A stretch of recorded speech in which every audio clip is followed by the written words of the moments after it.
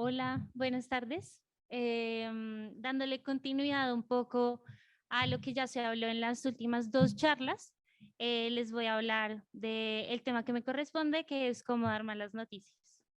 Entonces, existen muchas cosas que se han dicho al respecto de cómo dar una mala noticia, pero digamos que sigue surgiendo una duda y es cómo afrontar el impacto de una mala noticia.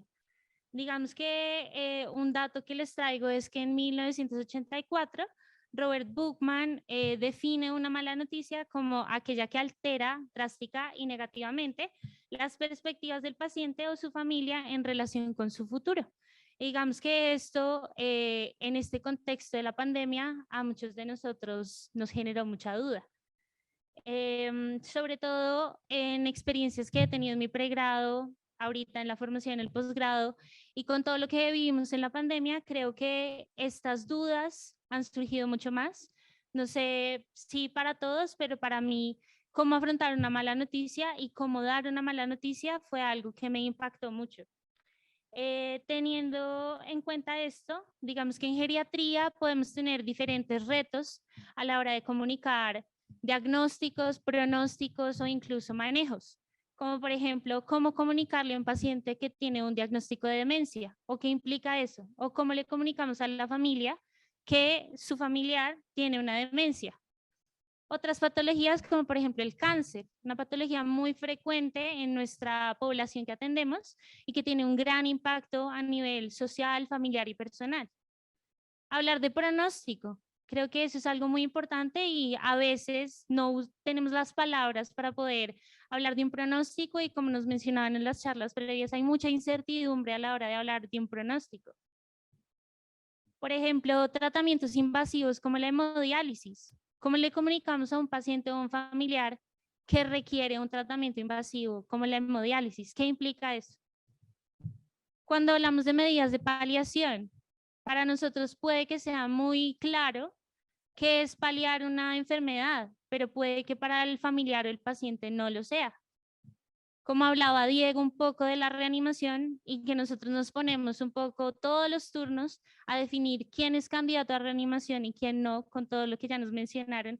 Es algo muy complejo de comunicarle al familiar o al paciente o al entorno hospitalario, incluso a las enfermeras, que un paciente no es candidato a reanimación.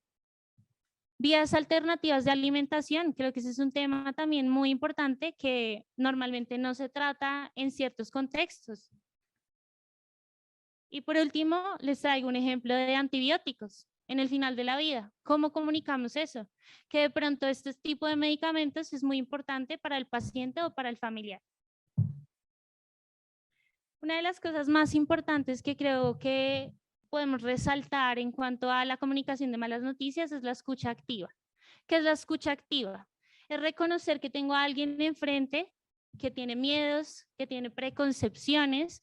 Como hablábamos un poco de todo este tema del COVID, para algunos esta enfermedad era tal cual como nos lo decían ahorita, un VIH, algo contagioso, algo que genera miedo, algo que realmente no sabemos qué va a pasar y es generar esa, y se desarrolla esa incertidumbre que de pronto para nosotros no es la misma incertidumbre que se genera en el familiar o en el paciente. Adicionalmente, la empatía.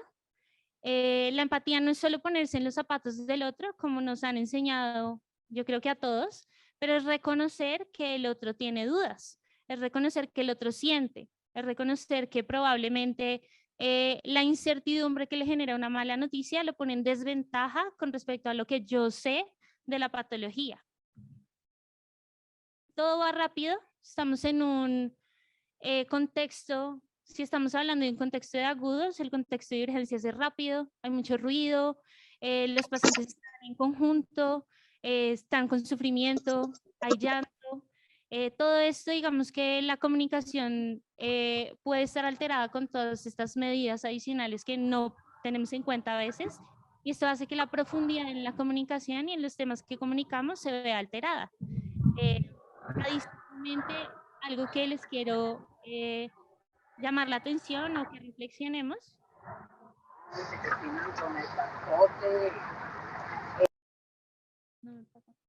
Bueno, es cuál es nuestro impacto y cuál es nuestra contribución al entendimiento de la noticia que estamos dando. Realmente cuando decimos, no, el familiar no entendió, ¿por qué no entendió? ¿Qué comunicamos nosotros? ¿Cómo lo comunicamos? De pronto utilizamos un lenguaje muy técnico para crear una barrera frente a lo que puede estar sintiendo el paciente.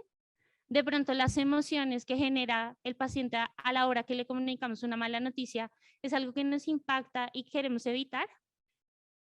Adicionalmente, ¿será que a la hora de comunicar no tenemos todo el conocimiento de la patología y por eso creamos como una defensa frente a un juicio descalificado de nuestra profesión, sabiendo que realmente es una reacción emocional del paciente?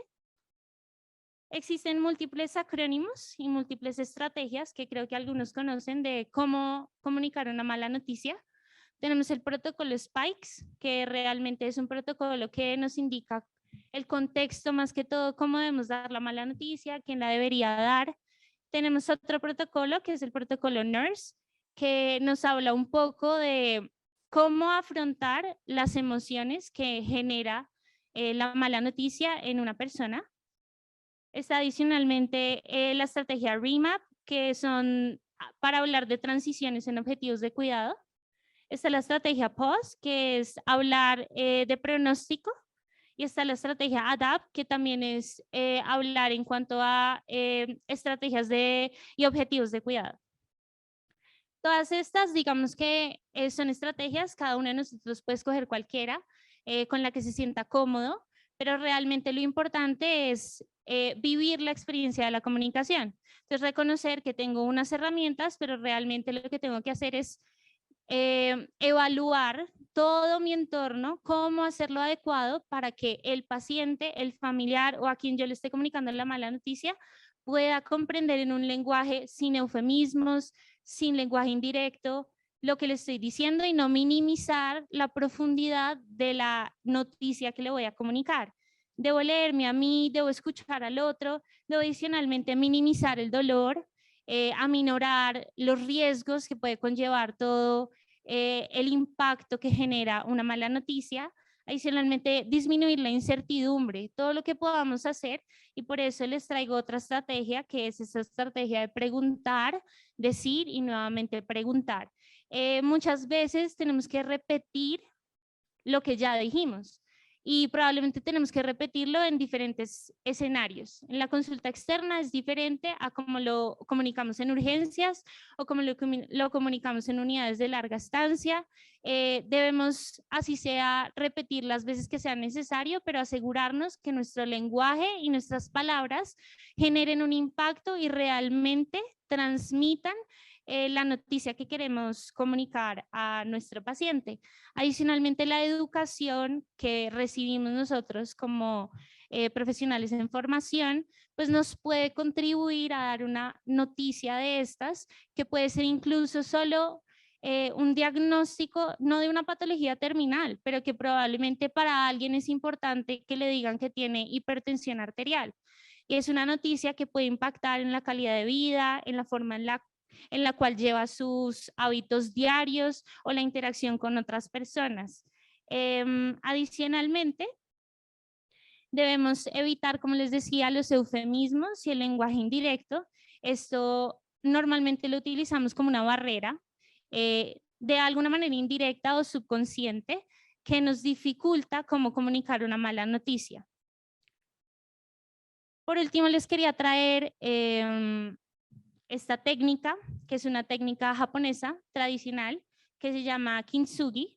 Esta técnica se utilizaba antes, en el siglo XV, en la guerra, para formar unas adhesiones adecuadas en las armas, fundiendo las armas en oro para poder tener un mejor impacto, pues, en la guerra. Posteriormente, esto se dio, pues, una transformación y se utilizaron esta medida para mejorar la adhesión que tenían algunas piezas de cerámica que estaban rotas. Con el paso del tiempo, esta técnica se fue modificando y se utilizó en diferentes contextos. Entonces se utiliza en contextos de resiliencia o en exposición de cicatrices, en cómo afrontar un duelo, y digamos que se las traigo porque quiero proponerles una alternativa adicional de cómo podemos interpretar esta técnica, y es que la utilicemos como una analogía. Nuestro paciente es la cerámica o nuestro familiar es la cerámica, y cuando damos una mala noticia estamos generando un impacto. Esa cerámica puede romperse o puede fragmentarse dependiendo del impacto que reciba la cerámica, pues digamos que en la analogía del paciente.